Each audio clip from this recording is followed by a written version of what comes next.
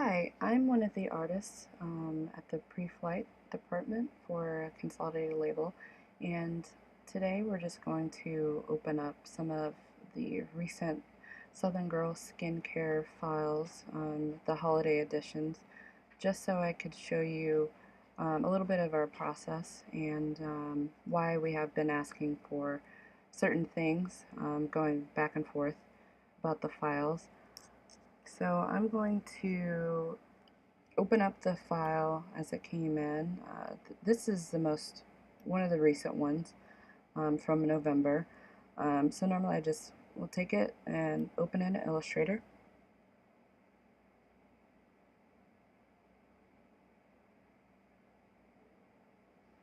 So as you can see, as soon as we open the file, we do get a missing font error. It says that there's two missing fonts, and if you close this window and look behind and view the art, you can see that the text has actually defaulted, meaning you lose the appearance that you originally designed for your artwork because it just finds another font to replace the one that we don't have loaded on our computer. So from this point on, I will close out the file, and then we have this program that we use to do what we call rig the file. So it will take the PDF preview of the file and outline the fonts. So I'm going to do that really quick to show you.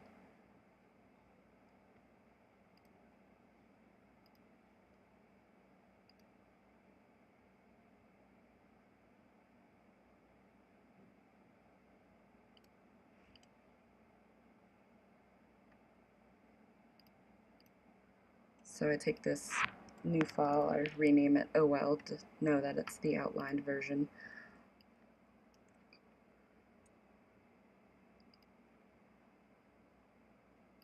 Okay.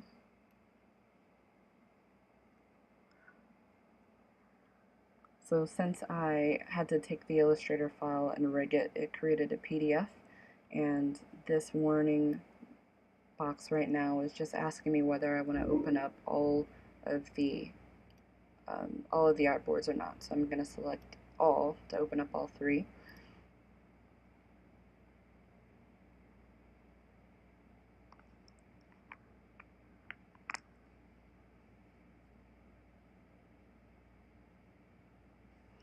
Okay, so now we have the labels, the fonts are outlined, there's no longer any issues with that. As you can see, there aren't any defaulted fonts anymore. The fonts are looking the way that they should. The first thing I'm going to do is to remove the die information up here because we actually do not need that for proofing purposes. So I'm selecting the art, and then I'm selecting the inverse of that and just deleting the die information off of there. Okay, so if we zoom in and go to this first label, what I'm going to do is actually set the artboard to the size of this artwork, just so that when I bring the die line in, I can center it and make sure the artwork is placed correctly within the die line. So I actually did create some templates for you guys for these particular die lines. I'm not sure if you had actually got them or not, but I'm going to open up this template and use it on this artwork to show you what we need whenever we set up things for proofing. Okay, so this is your die line. The red line represents the die cut area. The pink line represents the artwork safety area, so any type would have to be within the pink line, just because whenever it goes to press, there might be some shifting on the press, and we just want to make sure that we have text that is far enough away from the die line that nothing gets cut off. And this orange line on the outside is actually going to be your bleed guide. So with the same concept with the safety area, there will be some shifting on press. So we do like the background color to extend to this outer line called bleed, so that if there's any shifting, there won't be any color that is missing on the printouts. So I'm just going to cut this die line and paste it into this file with the artwork. I'm going to center it. So as you can see right now, the way the artwork comes in, it isn't set up correctly for the bleed.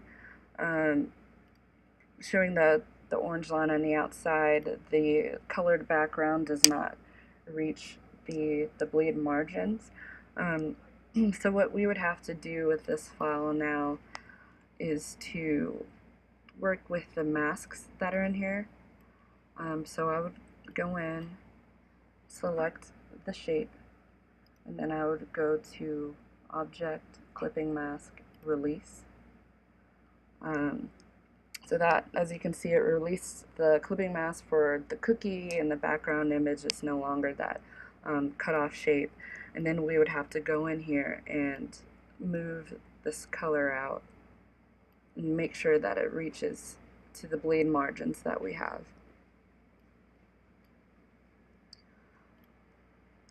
As you can see for this one,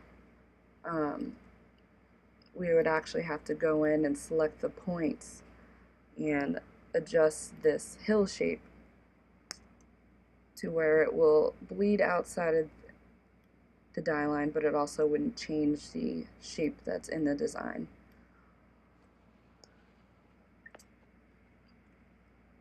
So for this label, for the 2-ounce sugar cookie, that is what would have to be done in order to set up the proof for that. Let me move on to the Crayon My Berry label, because this one tends to come in with us needing the bleed to be provided by you guys, just because the way that the snow on the top is set up. It's not just a basic shape where we can extend. It's got all these different divots and special pieces in it. So I'm gonna paste the same die line in here. I'm just setting the artboard to the die line and crop marks. I'm going to do the same thing where I select this main shape and do Object, Clipping Mask, Release.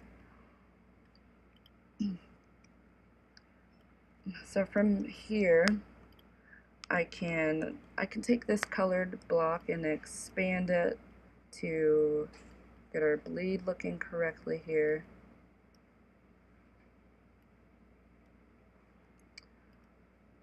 However, as you can see now, this snow that's on top of the label, we don't have, I'm going into wireframe mode really quick. To do that, you go to View, and then Outline. In zooming in here, I can see that the snow artwork does not extend beyond what we're actually seeing here.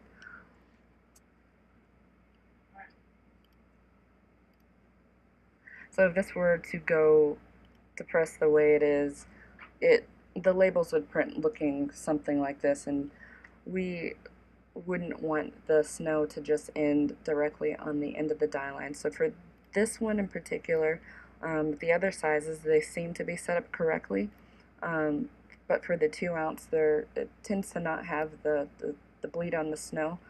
If we could have that, that would be great. I'm going to open up another one of your files that actually shows the snow on the top being set up correctly for bleed, or at least in a way where we can work with it. I'm going to open up a different size. Okay, so here is your 8-ounce.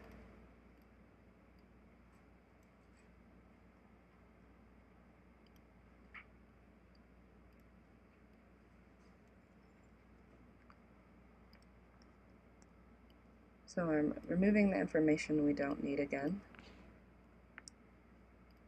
I'm going to cut and paste this die line onto the artwork.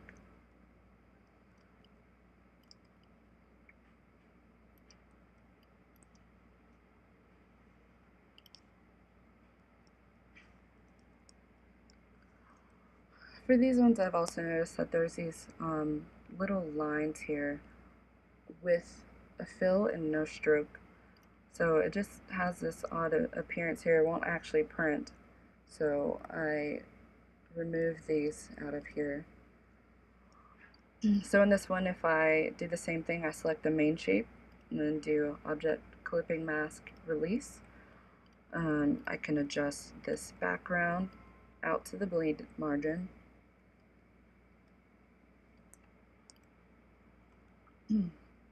And there's actually more artwork and space between the die line and the safety area to work with here. So even though technically there is not bleed set up for this, we could take this artwork and we could scale it. Let's see if that will work.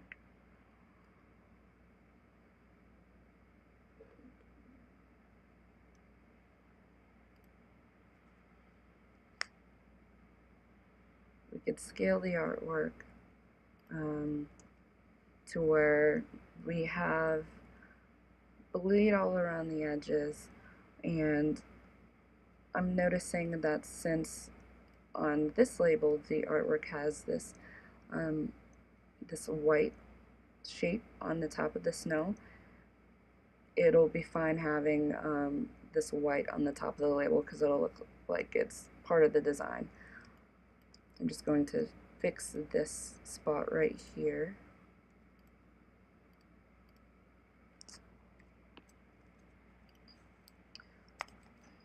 And usually when we proof it out to you, we like to clean it up, so I'm going to create a clipping mask here to show you what it would normally look like to you proofed out.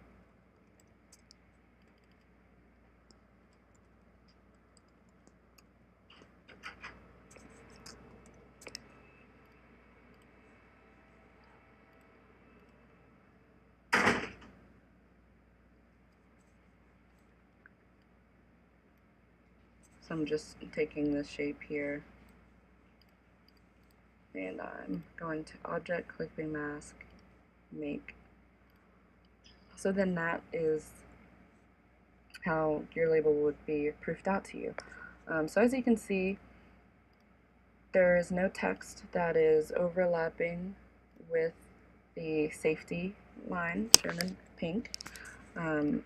All of the background color is extending to the outer line, which is the bleed margin. The fonts are outlined. This one in particular was one of the labels that actually had the ounces missing. You had sent a new file today that actually had that one fixed. But yes, that's pretty much what we have to do for the file. Of course, there's more of them, so that's just an example of what opening up and setting up two of the files are like. If you have any more questions or concerns regarding what we ask for the files, if you also would like for me to send these die line templates to you again, I think you should be set for the most recent files that you do have for the holiday ones. I think that 8-ounce was the last one that we needed. But in the future, if you guys need a template sent where it has the die line and the bleed line and the safety line for you to use as a guide, then we will be more than happy to supply that for you. Thank you for your time.